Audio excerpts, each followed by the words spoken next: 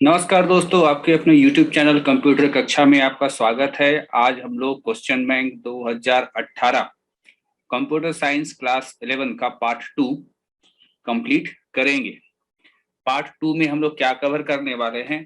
तो पार्ट 2 में हम लोग कवर करने वाले हैं सेक्शन 3 के क्वेश्चंस। प्रत्येक क्वेश्चन जो होगा वो 3 मार्क्स का होगा।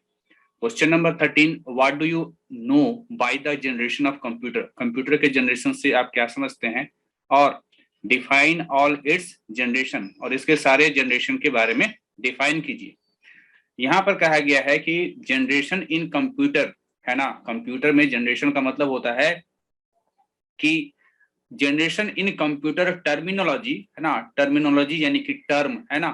तो ये जनरेशन ऑफ कंप्यूटर, ये जो टर्म है, is a change in technology, है ना। ये क्या होता है कि कंप्यूटर की टेक्नोलॉजी में चेंज क्या हो रहा है, कंप्यूटर की तकनीक में क्या चेंज हो रहा है, उसको बतलाता है जनरेशन इन कंप्यूटर। या ये कह सकते हैं कि जनरेशन इन कंप्यूटर में आप ये देखते हैं कि साल दर साल या समय दर समय कंप्यूटर की टेक्नोलॉजी में क्या क्या चेंजेस आ रहे हैं, है ना। तो change in technology, a computer is और वाज बीइंग यूज्ड। इनिशियली शुरुआत में क्या होता था, the generation term was used to distinguish between varying hardware technology. पहले क्या होता था, जनरेशन का वर्ड का इस्तेमाल हम लोग केवल इस चीज के लिए करते थे कि हार्डवेयर में क्या बदलाव आया। जैसे कि आप जानते हैं कि कंप्यूटर हार्डवेयर और सॉफ्टवेयर से मिलकर के बना होता है।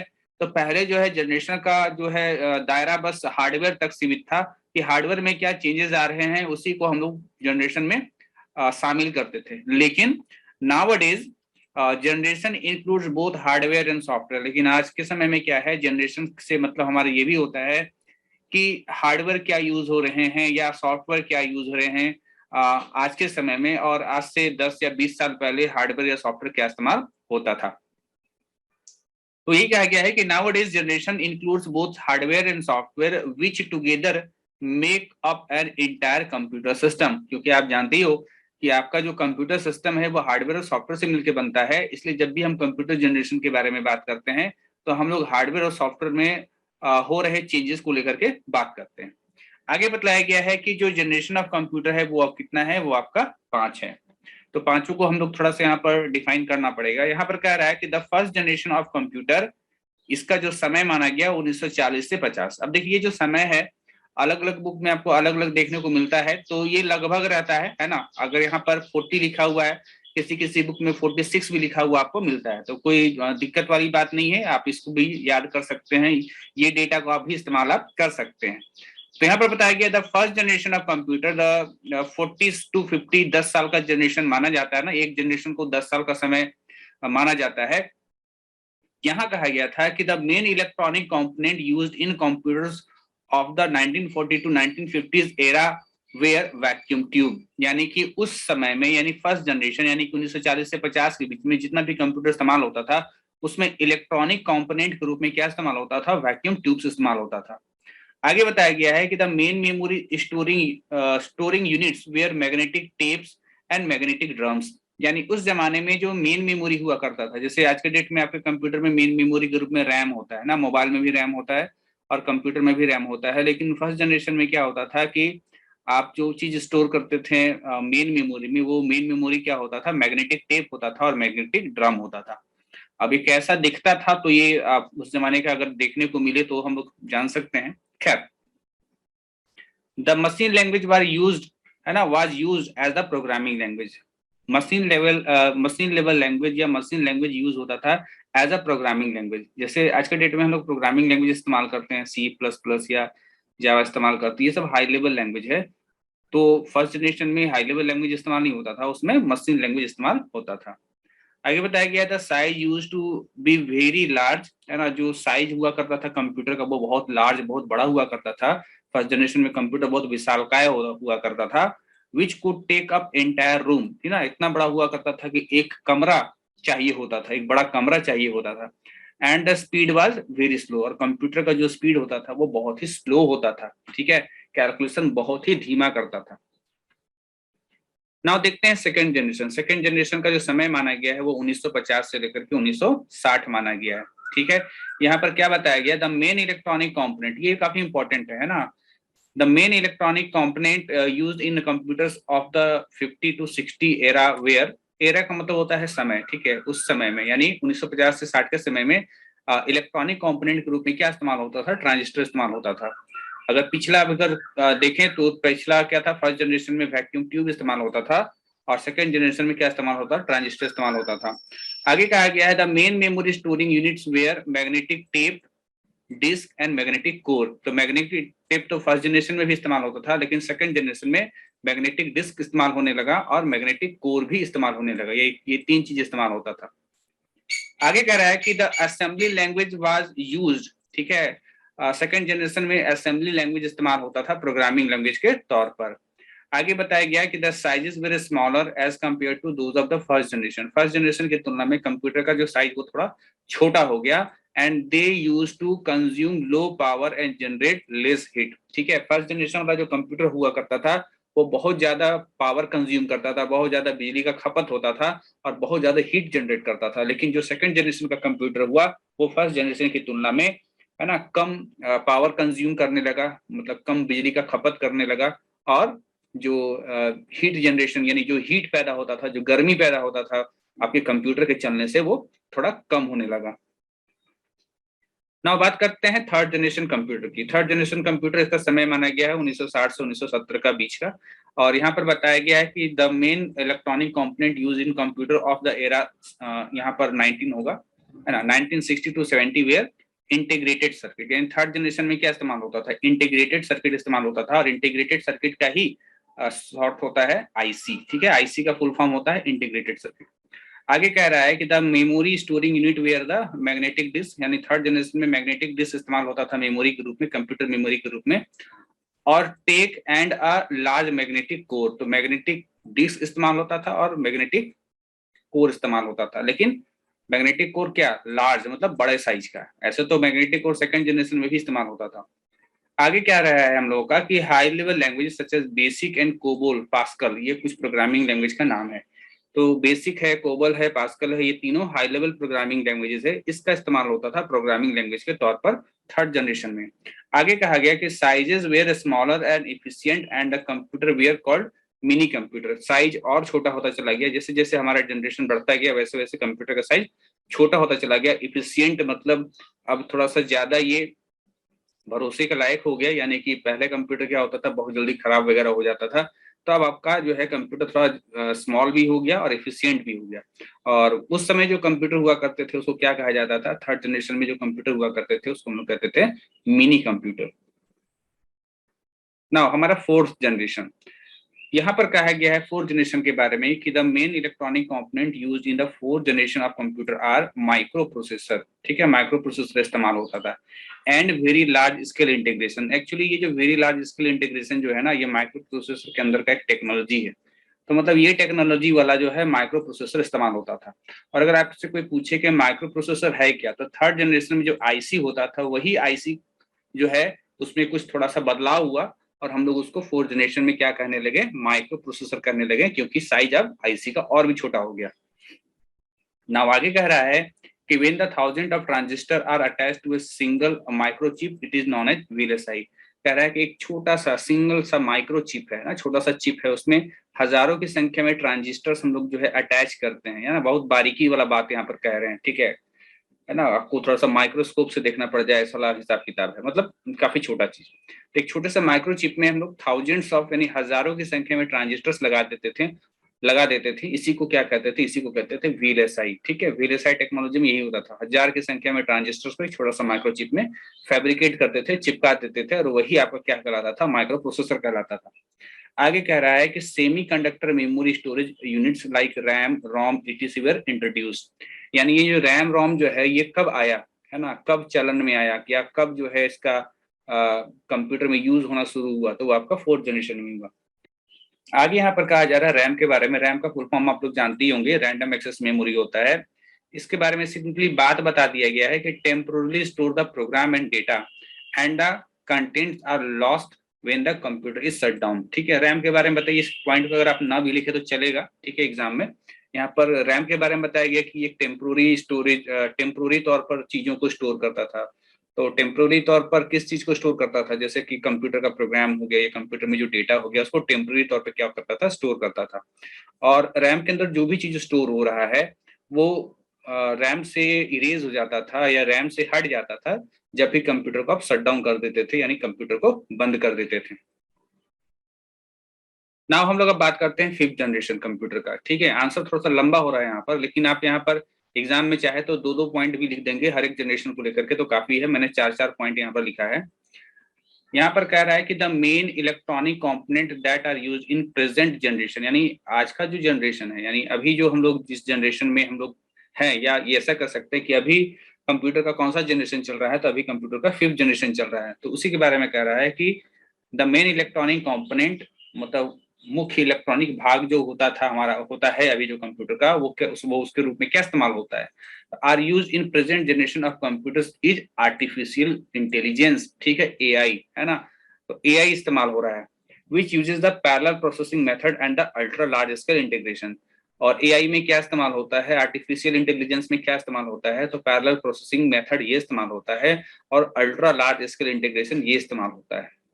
आगे कहा गया है कि the fifth generation of computer understand the natural human language, यानी इस पीढ़ी का जो हमारा जो करंट पीढ़ी का जो कंप्यूटर है वो हमारे नेचुरल ह्यूमन लैंग्वेज को भी समझ सकता है, यानी अगर हम हिंदी बोले तो हिंदी को समझ लेगा हमारा कंप्यूटर, इंग्लिश बोले तो इंग्लिश को समझ लेगा। ठीक है, the speed are really fast and sizes are also small, यानी कि स्पीड तो कहना ही नहीं है, आज के डेट में जो कंप्यूटर है बहुत ही ज्यादा फास्ट काम करता है और कंप्यूटर का साइज भी काफी छोटा हो चुका है। The fifth generation computer are portable and have a huge storage capacity. हमारा फिफ्थ जनरेशन कंप्यूटर है वो पोर्टेबल हो गया है। पोर्टेबल का मतलब हो गया है जैसे कि एक जगह से दूसरी जगह उठा के ले जाना, आप लैपटॉप इस्तेमाल करते हो, आप टैब इस्तेमाल करते हो, ये सब फिफ्थ जनरेशन का कंप्यूटर ही है। ठीक है, पोर्टेबल है, कहीं भी आप ले जा सकते हो। And have a huge storage capacity, और इसमें जो है डेटा स्टोर करने की क्षमता असीमित है। ठीक है, मतलब काफी ज्यादा है, असीमित तो नहीं कहेंगे, काफी ज्यादा है। पुराने जनरेशन के कंप्यूटर की तुलना में इसका स्टोरेज कैपेसिटी ज्यादा है। नाउ अगला क्वेश्चन नंबर 14, यहाँ पर कह रहा है कि draw a flow chart to find out the square of any entered number if entered number is odd and find out the cube if the entered number is even. Square of entered number if odd, अगर odd होगा तो square निकालो। ठीक है, तो यहाँ पर जो है हम लोगों का एक चीज छूट गया है, यहाँ पर जो है हम लोग यहाँ पर फॉल्स लिखेंगे। ठीक, और यहाँ पर क्या लिखेंगे, यहाँ पर हम लोग ट्रू लिखेंगे। अब ये फॉल्स ट्रू क्यों करवा रहे हैं उसको समझाएंगे अभी आपको अच्छे तरीके से। तो यहाँ पर क्या है, यहाँ पर फॉल्स है। देखिए फ्लो चार्ट कैसे लिखा जाता है, सबसे पहले आपको स्टार्ट लिखना पड़ता है। स्टार्ट हमेशा ये गोल वाला जो देख रहे हैं ना, इसको ओवल बोलते हैं, उसके अंदर आपको स्टार्ट लिखना पड़ता है। कोई भी फ्लो चार्ट का स्टार्ट यहीं से होगा। फिर अगर आप कोई काम कर रहे हैं इनपुट या आउटपुट का, तो आपको जो है ये सिंबल लेना पड़ता है। ठीक है, पैरेललोग्राम लेना पड़ता है ना, ये आप लेंगे। यहाँ पर मैंने लिखा इनपुट एन। ठीक है, इनपुट एन का मतलब है कि आप एक नंबर डालेंगे एन, फिर यहाँ जाकर के चेक हुआ कि एन मॉड 2। ठीक है, मॉड 2 मतलब एन का कोई भी वैल्यू है, जैसे मान लो एन का वैल्यू 4 है। ठीक है, तो मॉड का मतलब आप लोग जानते ही होंगे, इसका मतलब भाग देना होता है। तो 2 से भाग दीजिए, 2 2 जा क्या हो गया, 4 हो गया। शेषफल कितना आया, 0 आया। तो शेषफल 0 आया मतलब कि वो संख्या क्या है, इवन है, यानी 2 से भाग देने पर शेषफल 0 आ रहा है, मतलब वो संख्या क्या है, इवन है। मतलब ट्रू हो रहा है, मतलब क्या, इवन है। तो क्या बोला था कि अगर इवन है तो क्या करना है हम लोगों का, उसका जो है क्यूब निकालना है। ठीक है, अगर इवन है तो उसका क्या निकालना है, हमको क्यूब निकालना है। तो ये ट्रू हो गया, मतलब इवन हो गया। तो यहाँ पर मैंने लिखा r इज इक्वल टू जो भी नंबर है उसको 3 बार मल्टीप्लाई कीजिए। 3 बार मल्टीप्लाई करने का मतलब ही होता है क्यूब करना, है ना। तो क्यूब होकर के वो r में स्टोर हो जाएगा, फिर अगली लाइन में जाएंगे, अगली लाइन में जाकर के प्रिंट करा देंगे। ठीक है, अच्छा यहाँ पर एक चीज ध्यान रखना, हमेशा कोई डिसीजन वाला चीज लिखना होता है तो उसको हम लोग इस वाले शेप में लिखते हैं, डायमंड शेप में लिखते हैं। अगर कोई प्रोसेसिंग का काम होता है तो उसको हम लोग जो है रेक्टेंगल में लिखते हैं। और अगर हम लोग को इनपुट और आउटपुट यानी प्रिंट कराना या इनपुट कराने का काम करना है, ठीक है, तो उसके लिए हम लोग क्या करते हैं, उसके लिए हम लोग पैरेललोग्राम का इस्तेमाल करते हैं।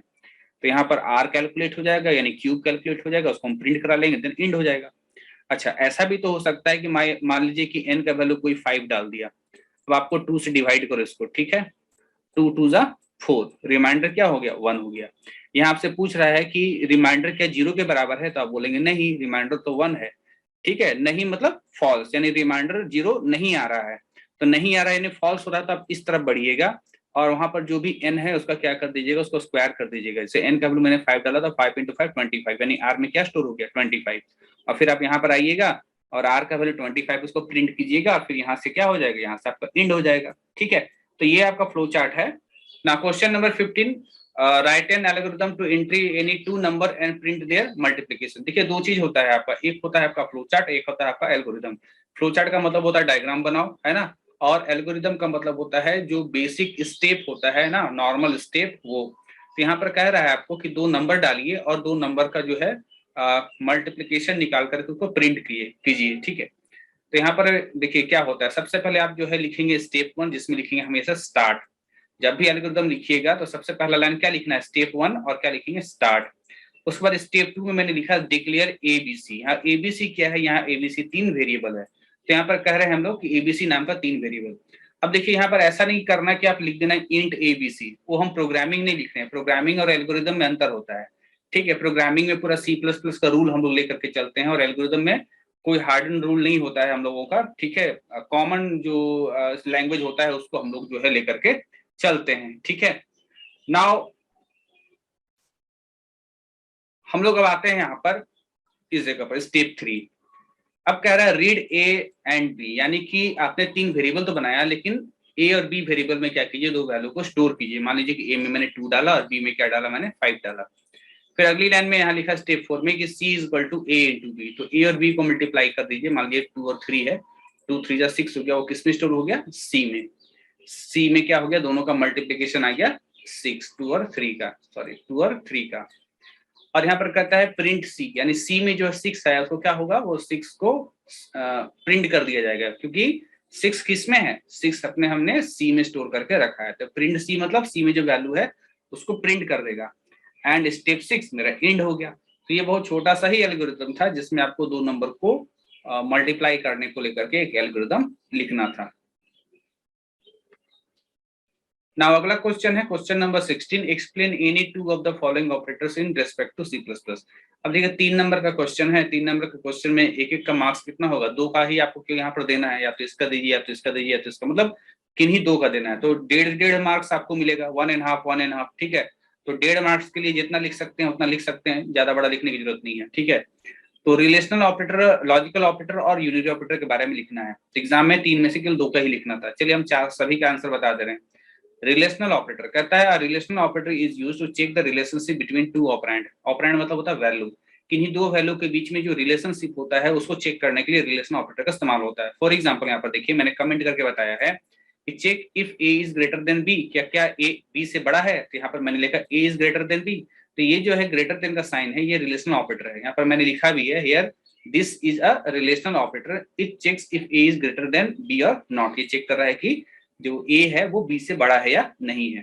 कहता है if the relation is true, अगर इसका रिलेशन ट्रू होगा तो इट रिटर्न्स 1, तो ये 1 रिटर्न करेगा।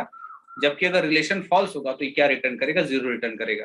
ठीक है, तो ट्रू होने पर 1 रिटर्न होता है, ये हमेशा एकदम याद रखिएगा, और फॉल्स होने पर क्या रिटर्न होता है, 0 रिटर्न होता है। तो ये रिलेशनल ऑपरेटर के बारे में आपको बता दिया गया है, लेकिन रिलेशनल ऑपरेटर कौन कौन से होते हैं वो यहाँ पर देख लीजिए।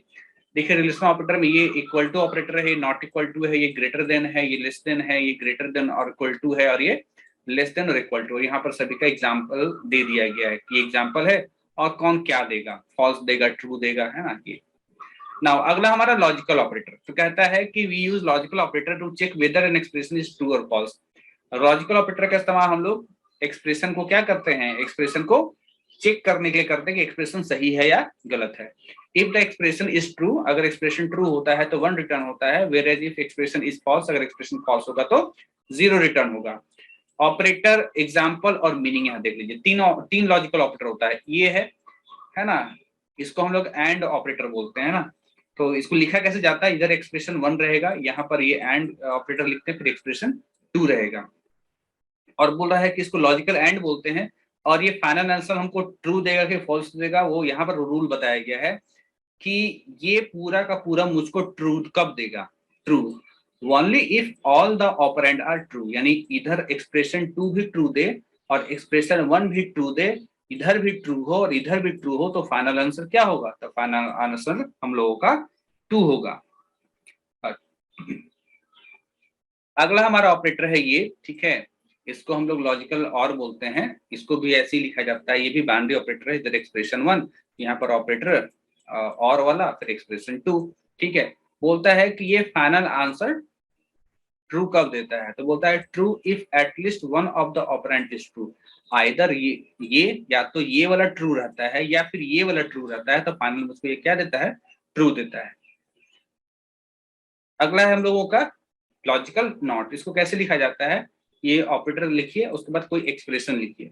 ये करता क्या है, बोलता है कि ये आपको फाइनल आंसर ट्रू कब देता है, अगर ये एक्सप्रेशन फॉल्स रहा, अगर ये एक्सप्रेशन फॉल्स रहा तो ये ट्रू देगा, और अगर ये एक्सप्रेशन ट्रू रहा तो फॉल्स देगा, ठीक है। यानी कि ये जो ऑपरेटर है ना, ये ट्रू को फॉल्स बनाता है और फॉल्स को ट्रू बनाता है।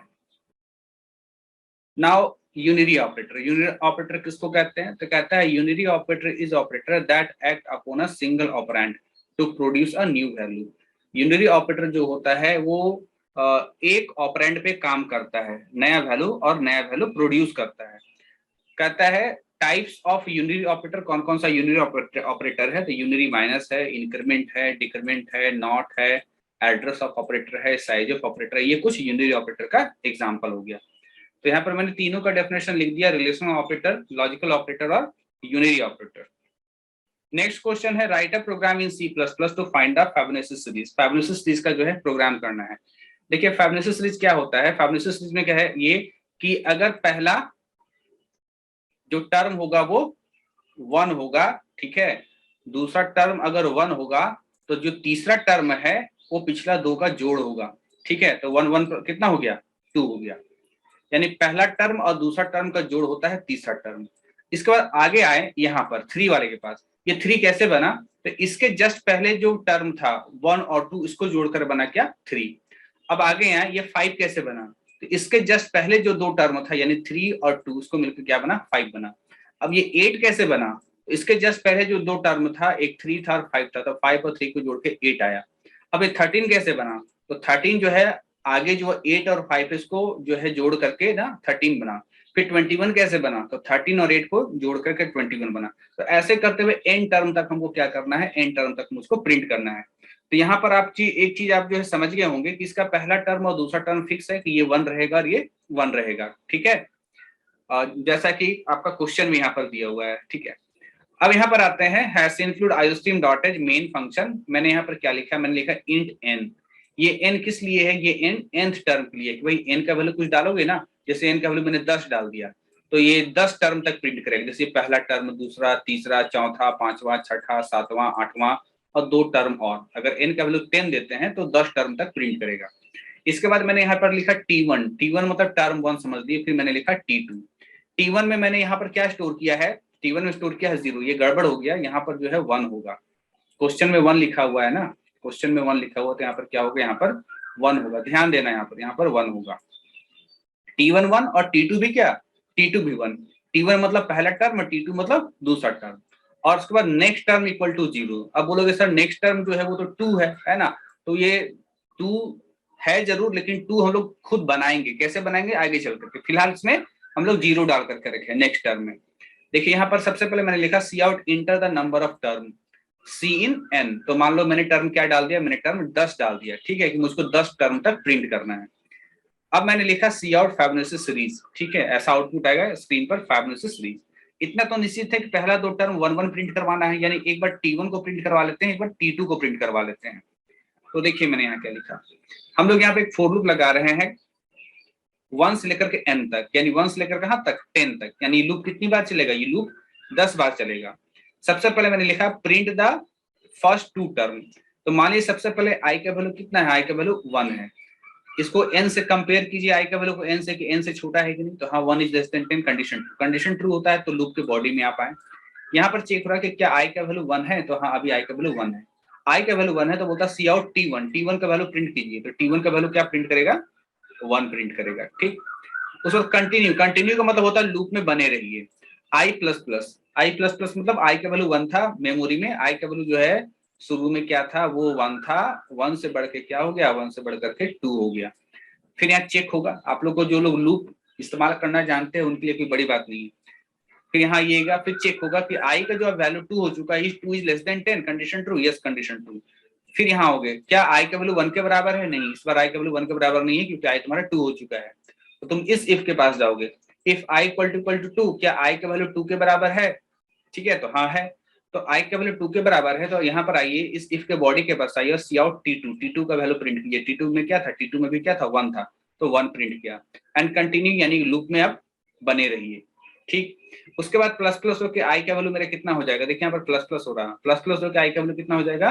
प्लस प्लस होकर मेरा आई का वैल्यू कितना हो जाएगा? प्लस प्लस होकर आई का वैल्यू मेरा 3 हो जाएगा। ठीक, यहाँ n का वैल्यू 10 है, आपने 10 डाला था कुछ देर पहले। 3 is less than 10, yes condition true. अंदर आओगे, क्या आई के वैल्यू 1 के बराबर है? नहीं। क्या आई के वैल्यू 2 के बराबर है? नहीं। तो आप जाओगे सीधे यहाँ पर बोलता है next term equal to T1 plus T2। तो आपका जो है T1 जो था, T1 में भी 1 था और T2 में भी 1 था, तो 1 + 1 2, तो नेक्स्ट टर्म में क्या आ गया? नेक्स्ट टर्म में आ गया 2। ठीक, अब यहाँ आगे क्या बोल रहा है कि T2 का वैल्यू को T1 में डालिए, T2 का वैल्यू है ना, उसको T1 में डालिए। तो ये जो T2 का वैल्यू है, इसको किस में डालिए? इसको T1 में डालिए। ठीक, फिर बोलता है नेक्स्ट टर्म का जो वैल्यू है, नेक्स्ट टर्म यानी कि 2, यानी ये वाला, ठीक है, यानी ये वाला। यहाँ थोड़ा गड़बड़ हो गया, इसको भूल जाइए, ये वाला नहीं रहेगा यहाँ पर, यहाँ से रहेगा। ये फर्स्ट टर्म है, ये सेकंड टर्म है। ठीक है, ये T1 है और ये T2 है। ठीक है, तो यहाँ पर क्या क्या बोल रहा था, इसको थोड़ा सा फिर से आपको दिखा दें, शायद कंफ्यूज कर जाएंगे। ये जीरो को भूल जाइए, इसको थोड़ा सा सुधारना होगा। यहाँ पर ये है कि ये आपका T2 है और ये आपका क्या है? ये आपका T1 है। ठीक, अब क्या बोल रहा है कि T2 में T1 का वैल्यू डालिए। T2 में T1 का वैल्यू, तो T1 का वैल्यू 1 है, तो T2 में क्या डाल दीजिए? T1 का वैल्यू यानी 1 डाल दीजिए। फिर बोलता है next term equal to T2, यानी नेक्स्ट टर्म में जो वैल्यू आया है, तो नेक्स्ट टर्म में आपने जो है कुछ देर पहले यहाँ पर क्या निकाला था? नेक्स्ट टर्म में 1 + 1 कितना निकाला था? 2 निकाला था। तो नेक्स्ट टर्म में तो 2 है, तो बोल रहा है नेक्स्ट टर्म का वैल्यू को T2 में डालिए। तो T2 नाम के वेरिएबल में हम नेक्स्ट टर्म यानी नेक्स्ट टर्म का वैल्यू यानी 2 को डाल दिए। ध्यान देखना आप ना, यहाँ भी क्या बोला था? T2 का वैल्यू को T1 में डालो। ठीक है, T2 का वैल्यू 1 को किस में डाल दो? T1 में डालो। T1 में डाल दो T2 का वैल्यू। ठीक है, T2 का वैल्यू 1 जो है वो T1 में चला गया, हालांकि T1 को कोई फर्क नहीं पड़ा, T1 में पहले भी 1 था, है ना। और अभी क्या किया मैंने? T2 का वैल्यू 1 है, उसको T1 में डाल दिया, तो T1 को कोई फर्क नहीं पड़ा, लेकिन T2 को फर्क पड़ रहा है। कैसे? कि पहले T2 में 1 था आपका, लेकिन अब क्या बोला है? नेक्स्ट टर्म का वैल्यू को T2 में डाल दीजिए, यानी कि 2 डाल दीजिए T2 में। ठीक है, डाल दिए। इतना करने के बाद मैंने यहाँ पर कहा cout term, next term print कीजिए। तो नेक्स्ट टर्म में क्या था? नेक्स्ट टर्म में 2 था, तो यहाँ पर क्या प्रिंट हुआ? 2 प्रिंट किया। अब आप बोल सकते हो कि सर ऐसा क्यों यहाँ पर अदला बदली जैसा चीज किया? वो इसलिए किया क्योंकि अब क्या होगा, अब आपका आई का वैल्यू जो लास्ट टाइम 3 था, आई का वैल्यू बढ़कर के 4 हो जाएगा, है ना। यहाँ चेक होगा कि 4 क्या 1 के बराबर है? नहीं। यहाँ चेक होगा क्या 4 2 के बराबर है? नहीं। आप यहाँ आएंगे, next term equal to T1 + T2। तो T1 में 1 था और T2 में लास्ट टाइम आपको याद कीजिए, T2 में हमने क्या डाल दिया था? 2 डाल दिया था। ठीक है, यानी इस प्रकार आप कौन जुड़ेगा? अब ये दोनों जुड़ेगा, ये दोनों जोड़कर 3 बनेगा, और 3 किसमें स्टोर होगा? 3 स्टोर होगा नेक्स्ट टर्म में। ठीक है, आप स्टोर भी करवा लीजिएगा और फिर चेंज भी कीजिएगा कि अब ये इसको T2 का उपाधि मिल जाए और इसको किस क्या उपाधि मिल जाए? T1 का उपाधि मिल जाए, इसलिए ये लाइन जो है यहाँ पर लिखा गया है। अगर आप लोग ध्यान से इसको ड्राई रन करोगे ना, ठीक है, एक लाइन को देखोगे तो आपको सारा कुछ समझ में आ जाएगा। तो ये लूप जब कंप्लीटली चल जाएगा तो आपका प्रोग्राम का जो आउटपुट होगा, है ना, प्रोग्राम का आउटपुट यहाँ से यहाँ तक होगा इस तरीके से। इससे एक टर्म यहाँ और बढ़ेगा। ठीक है, यहाँ तक कुछ मिस्टेक हुआ है आउटपुट में, बाकी कोडिंग बिल्कुल सही है। कोडिंग में एक जगह आप थोड़ा सा अपना सुधार लेना है आपको, यहाँ आपको 1 करना है क्योंकि आपका प्रोग्राम में बोला है 1 से शुरू करने के लिए। तो ये हो गया प्रोग्राम का आउटपुट। फाइबोनाची सीरीज कंप्लीट लूप पर है। ठीक है, तो इस प्रोग्राम को समझने के लिए आपको लूप का जो है जानकारी होना चाहिए। लूप का जानकारी अगर नहीं है तो प्रोग्राम समझने में फिर आपको दिक्कत हो सकता है। तो हम लोग इसको इतना ही एंड करते हैं। ठीक है, क्योंकि आगे अभी और भी क्वेश्चन है और हम लोग को शायद पार्ट 3 में जाकर के हम लोग इसका फाइनल जो है पूरा क्वेश्चन पेपर को खत्म करेंगे। तब तक के लिए थैंक यू।